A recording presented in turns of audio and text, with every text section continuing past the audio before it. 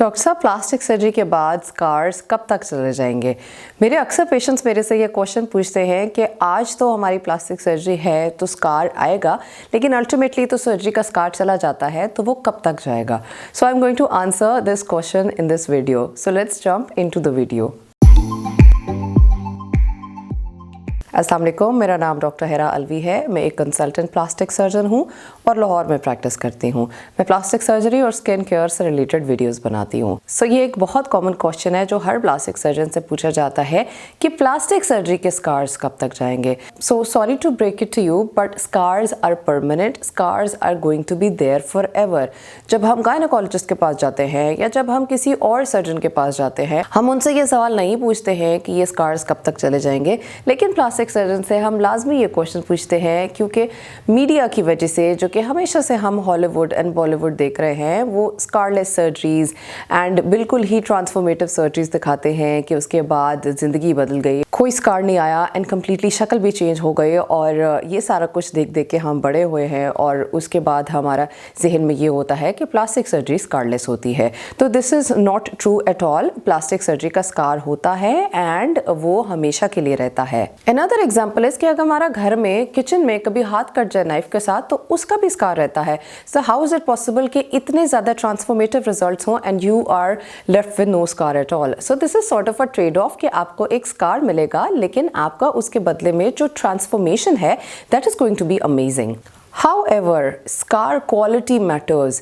अगर आपके सर्जन की टेक्निक अच्छी है and the surgery is done in a really good manner, तो आपके स्कार्स बहुत अच्छे बनते हैं। There are so many other factors that are involve. For example, अगर इनिशियल स्टेजेस में खुदा न खास्ता आपको इन्फेक्शन हो जाता है, या आपकी जेनेटिक्स हैं कि आपके स्कार्स रेज होते हैं या ख़राब बनते हैं, तो these are some of the things जो कि आपके सर्जन कंट्रोल नहीं कर सकते हैं। But other than that, most of the times it is predictable कि अगर आपकी सर्जरी के बीच में स्कार अच्छा बना है and the closure is very nice and everything goes smoothly, तो ultimately your scar quality is going to be good. Scar से हमें इतना डरा दिया गया है और उसको इतना विलन बना दिया गया है कि अक्सर लोग नॉन इन्वेजिव प्रोसीजर सिर्फ इसलिए चूज कर लेते हैं कि वो स्कारलेस हैं।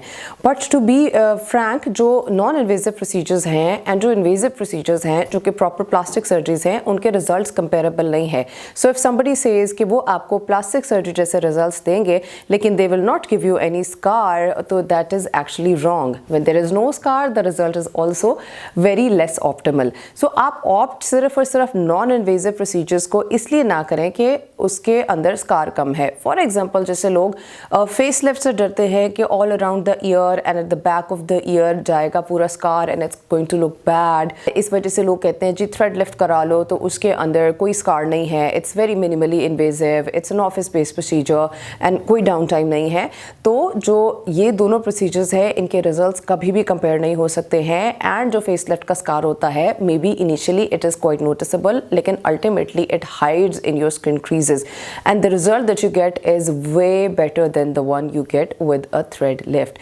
इस तरह बहुत से और एग्जांपल्स हैं जो कि ऐसे प्रोसीजर्स हैं किए जाते हैं और उनको मार्केट इस तरह किया जाता है कि इनके अंदर स्कार नहीं होगा एंड लोग भागे जाते हैं उन प्रोसीजर्स की तरफ कि शायद ये बेहतर प्रोसीजर्स हैं।